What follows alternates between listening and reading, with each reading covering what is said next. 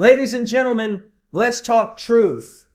Every day, 95% of women, mothers, daughters, professionals, students, wives, entrepreneurs, make the same critical mistake. Ladies, hear me on this, because this is where it starts. Every day, millions of women wake up and step into their homes, their workplaces, their relationships, and they carry a weight they were never meant to carry alone. They sacrifice, they serve, they give and give and give. And the world claps. The world says, look at her, so selfless, so strong, so dependable. And yes, there is beauty in sacrifice. There is honor in serving others. But I'm not talking about the kind of sacrifice that comes from love. I'm talking about the kind that slowly kills you. You know what I mean? It's that quiet death you feel inside when you keep setting yourself aside again and again, convincing yourself that one day it'll be your turn. That one day someone will notice that you've been bleeding behind your smile. That someone will stop and say, "Are you okay?" But that day never comes, does it? Because you've trained everyone around you to believe that you're fine, that you don't need help, that you're the strong one, the reliable one, the one who never complains. And so you wake up again the next day and keep doing it. You meet everyone else's needs. You respond before you're asked. You cook, clean, work, raise children, manage relationships, hold emotions in check, and suppress your voice because that's what good women do, right? That's what culture taught you.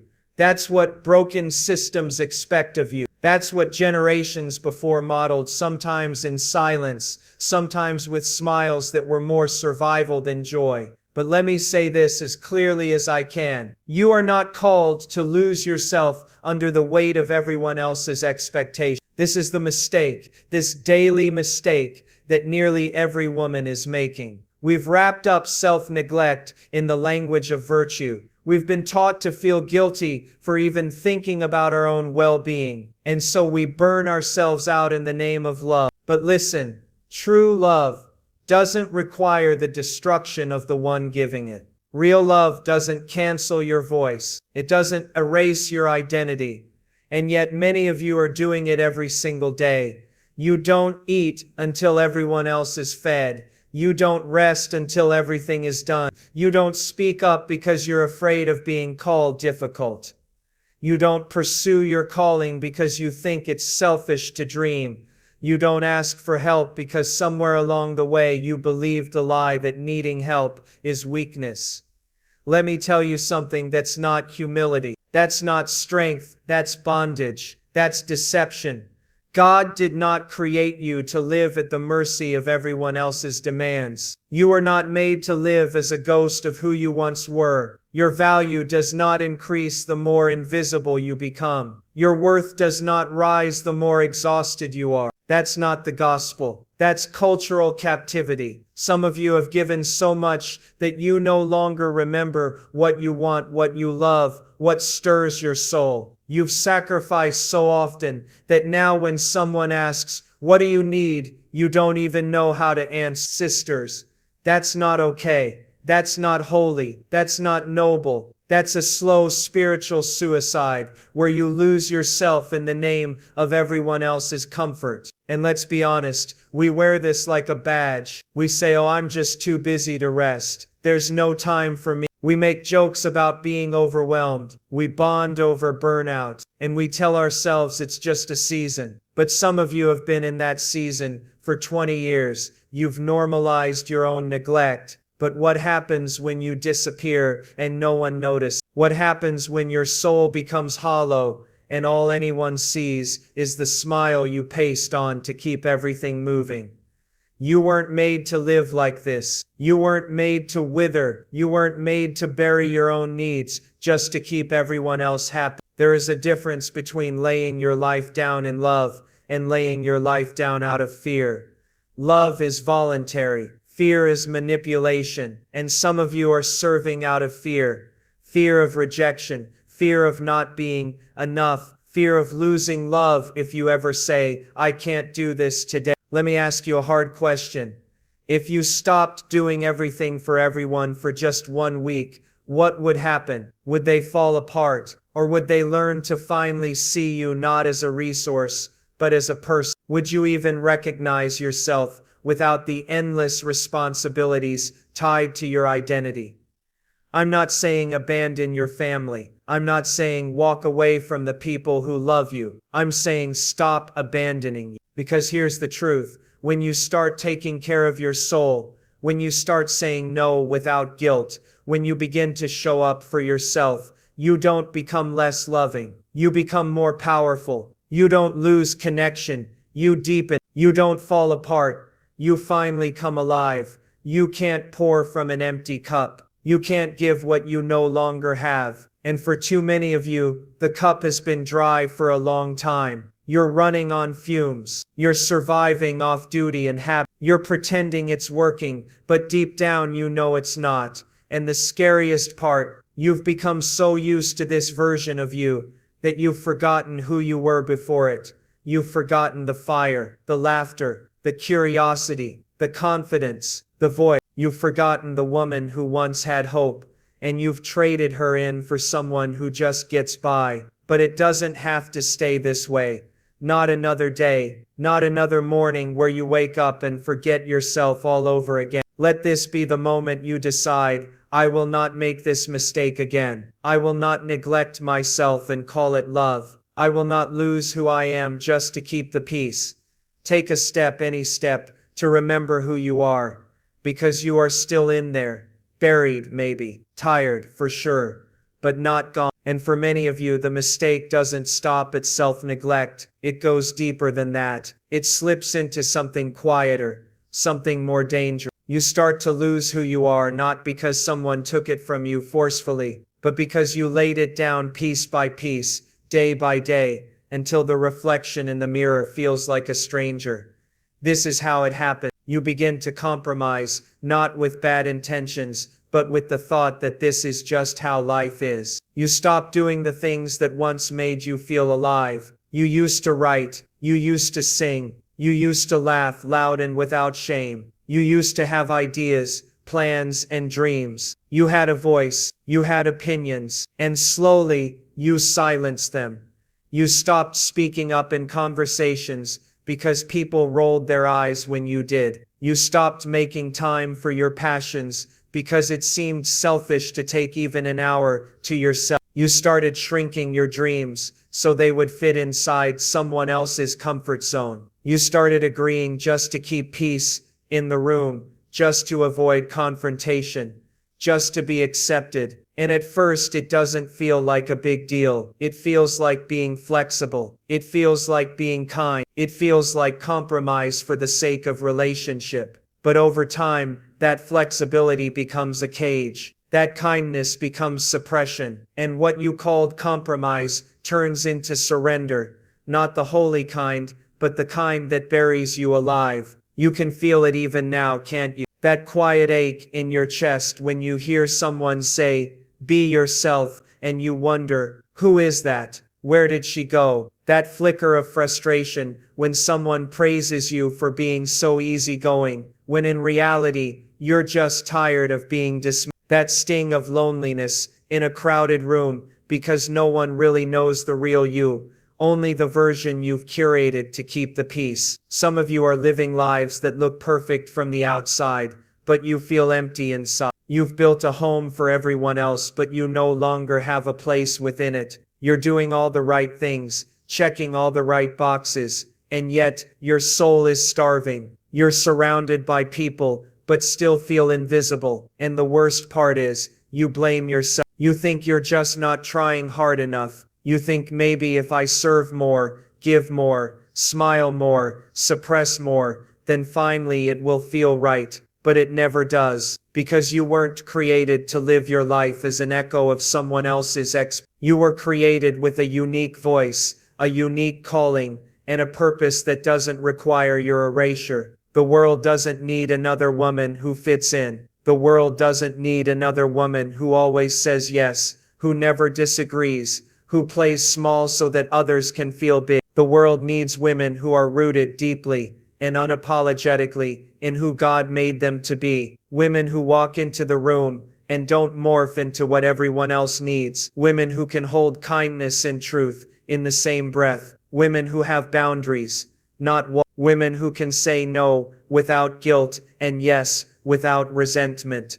But to become that woman, you have to stop compromising your identity for temporary approval. And don't think it doesn't affect your relationships, because it does. Some of you are in friendships, marriages, and even ministries, where your silence has become the glue that holds everything together. You're afraid that if you start showing up as your full self, people will leave. So you stay hidden. You filter every thought. You rehearse every response. You keep adjusting, shrinking, accommodating, just to be accepted. And it works for a while, but eventually, the cost becomes unbearable. Eventually, you don't even know what you think anymore, what you believe, or what you... Let me tell you this, if your presence requires your absence, it's not a place you were meant to stay. If a relationship only survives when you disappear, it's not a relationship, it's a performance. And I get it, I know why you do it. You were raised to be polite, you were taught to be agreeable. Somewhere along the way, you were told that being quiet was the same as being respectful, that going along with the crowd was the way to be loved. But now you're here, worn out, and wondering if there's more. And I'm telling you there is. There's so much more. You were made to stand up, not blend in. You were made to speak, not silence yourself. You were made to live from your identity, not from the fear of rejection. But reclaiming yourself won't happen by accident. You're going to have to choose. You're going to have to go back and gather the parts of you that you left behind, just to keep the peace. You're going to have to dig up the voice you buried for the sake of being liked. You're going to have to stop making decisions from a place of fear and start living from conviction. Some of you need to go home tonight, look in the mirror, and ask, who am I really? What do I believe? What do I love? What do I want my life to reflect? And then you need to start moving, little by little, toward that woman again. She's not gone. She's just been waiting for you to remember. Let the world adjust to you for once. Let them hear your real laugh. Let them see your real thoughts, your real creativity, your real fire. And if they don't like it, if they're uncomfortable with the real you, then maybe they were only in love with your silence, not your spirit. Don't lose yourself trying to be everything to everyone, because when you finally find the courage to be who you really are. And then there's this, it might just be the most heartbreaking of them all. So many women, day in and day out, walk through life in silence. Not because they have nothing to say, but because they've been taught, trained even to believe that their voice doesn't matter, that their opinion is too much, their truth is too sharp, their questions are too inconvenient.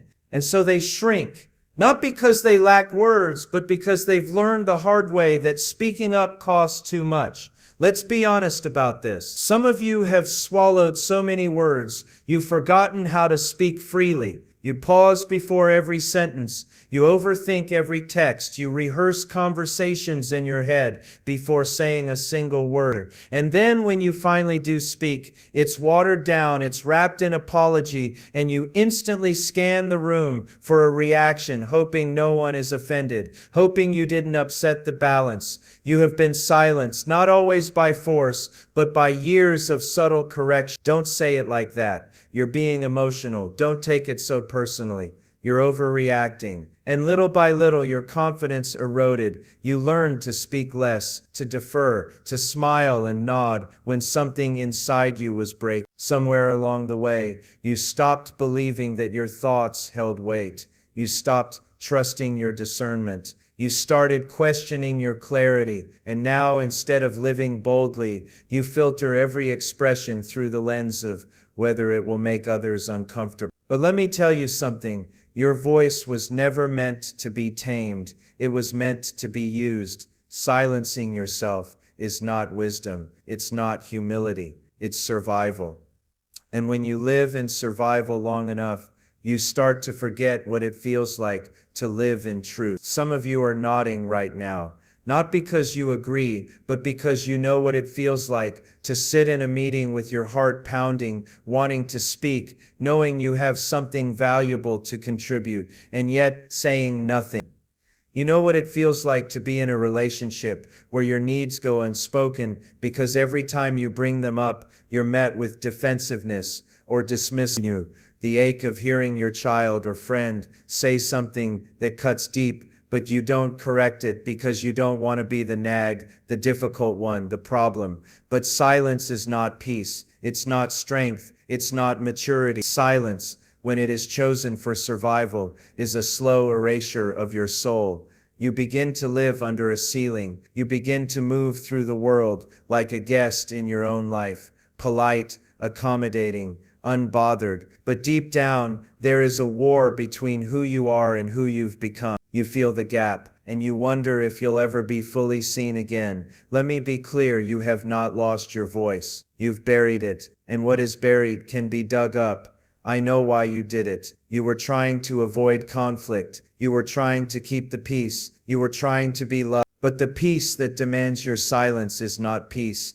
It's control. The love that only stays when you disappear is not love. It's manipulation. We have to stop rewarding women for being quiet. We have to stop applauding them for not making a fuss, for being easygoing, for being low maintenance. Those are just polite words we use to mask the discomfort we feel around women who know how to speak with authority and conviction. And the world doesn't need another agreeable woman. The world needs honest women, brave women, women who speak truth with love, even when their voice trembles, women who know when to challenge the narrative, women who don't dilute their convictions to avoid being labeled. And yes, people will be uncomfortable. Yes, they may walk away, but better that they walk away from your truth than stay in love with your silence.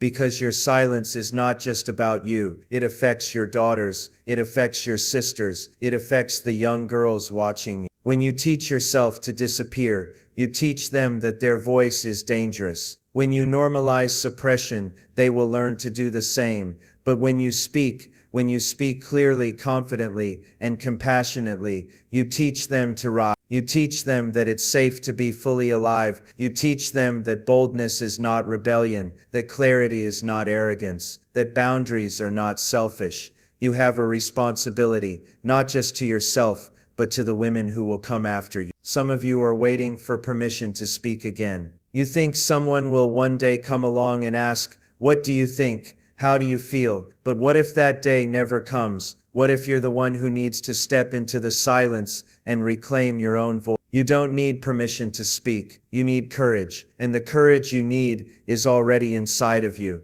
So stop hiding behind politeness. Stop calling fear kindness. Stop trading your clarity for acceptance. You were never meant to play small. You were never meant to be palatable. You were never meant to exist in the shadow of someone else's comfort. You know what else is quietly stealing your identity, your joy, your strength. It's this subtle pressure that you feel every single day to meet an impossible standard. The pressure to be everything, to everyone, all the time, to perform perfectly in every role, to hold everything together, and to make it look effortless while doing it. The world around you keeps shouting, "Do more, be more, hustle harder, look better, smile wide," and somehow in trying to live up to it all, you've found yourself in a cycle of constant performance and comparison that's slowly draining the life out of you. You wake up already behind. You scroll through social media and see curated perfection, highlight reels of women who seem to have it all together, the clean homes,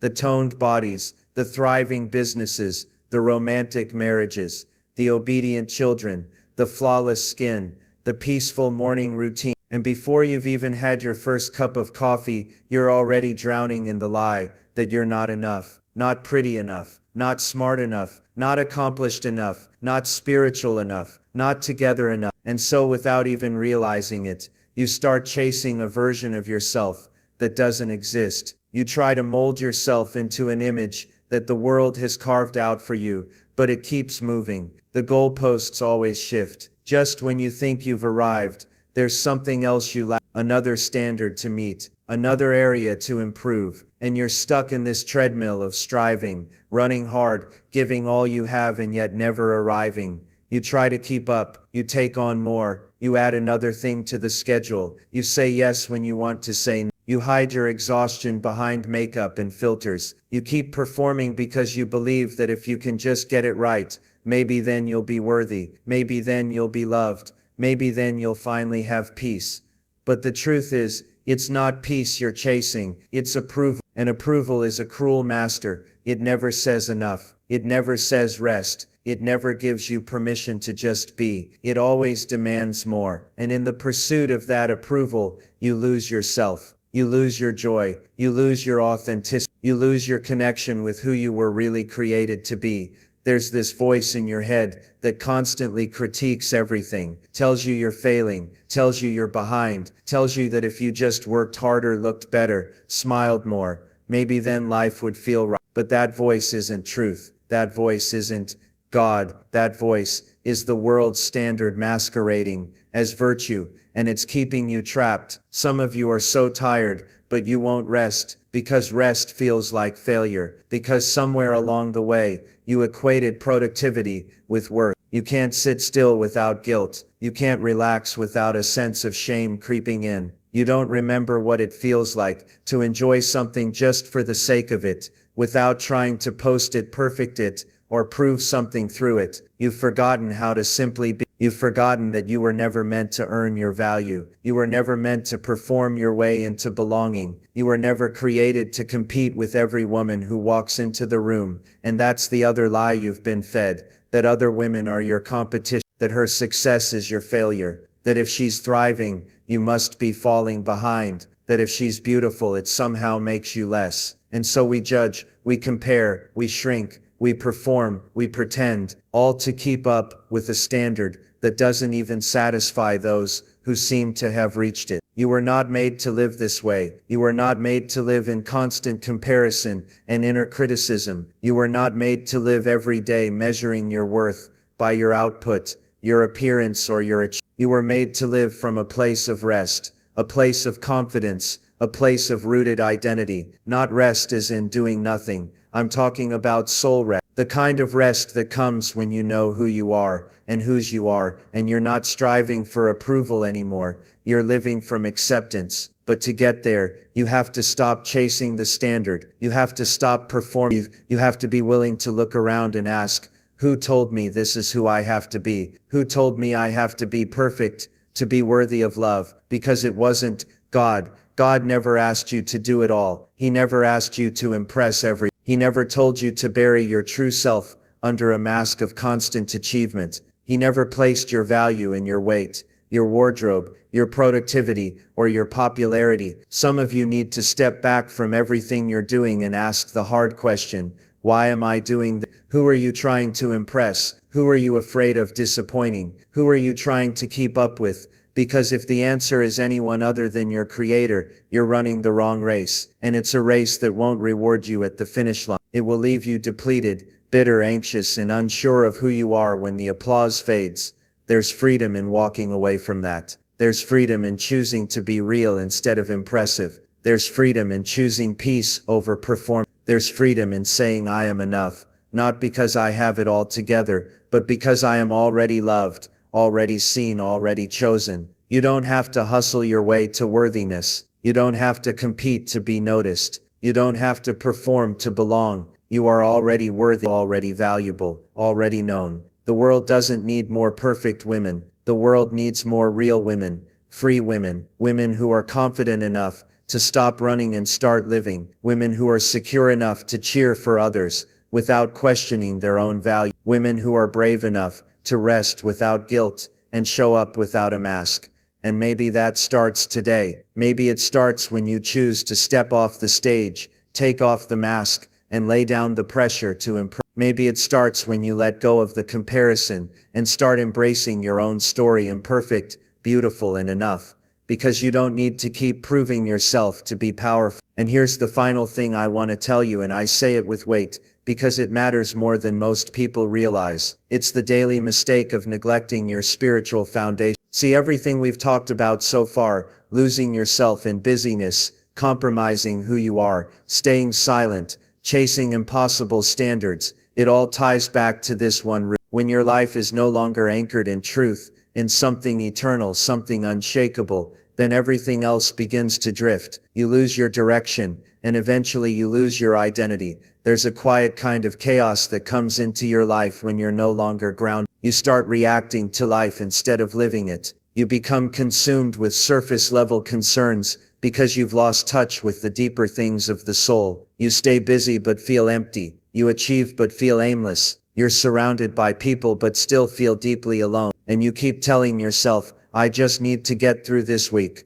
or once this season ends, I'll focus on what really matters. But that season never ends. That moment never comes. And slowly your soul becomes malnourished. Let me tell you something you might not want to hear. You cannot live a whole life with a starving spirit. You can't. You can fake it for a while. You can keep showing up, keep performing, keep managing everything on the outside. But eventually your heart will catch up to the truth. You weren't made to live disconnected from your Creator. You weren't made to be your own source of strength. Some of you are worn out, and you think the problem is your schedule. You think you just need more sleep, more time off, more balance. But what you really need is to reconnect with the only source that can sustain you. Because your exhaustion isn't just physical, it's spiritual. You're tired in your soul, and no vacation, no self-care routine, no productivity hack is going to heal a wound that goes that deep. You need to come back to the place where your worth isn't determined by what you do,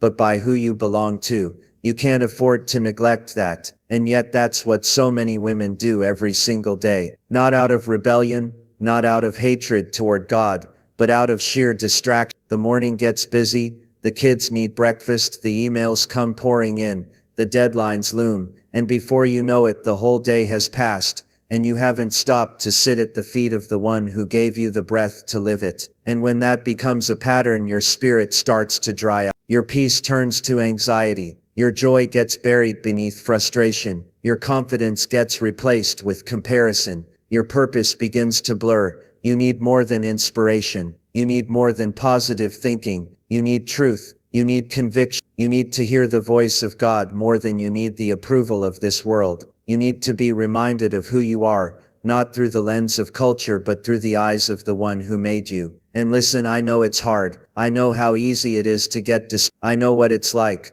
to wake up with good intentions and still fall into 1,000 little interruptions. But your spiritual health isn't something that just happens. You have to fight for it. You have to prioritize it. You have to build your life around it, not squeeze it in when there's room. Because what you center your life around will shape everything else. If your days revolve around noise, you'll lose the ability to hear truth. If your identity is built on performance, you'll crumble the moment you fail. If your relationships are your only source of comfort, you'll feel devastated when they shift. But if your life is built on something unmovable, something eternal, then even in chaos you will stand. You need more than comfort. You need conviction. You need to open that Bible not because you have to, but because you're hungry, because your soul is starving and you need to be fed. You need to pray not as a last resort, but as a first You need time in stillness, in truth, in presence, not so you can check a box, but so you can breathe again, because your soul was never designed to live on empty. And I'm not talking about legalism. I'm not talking about performance-based religion, where you earn love by being spiritual enough.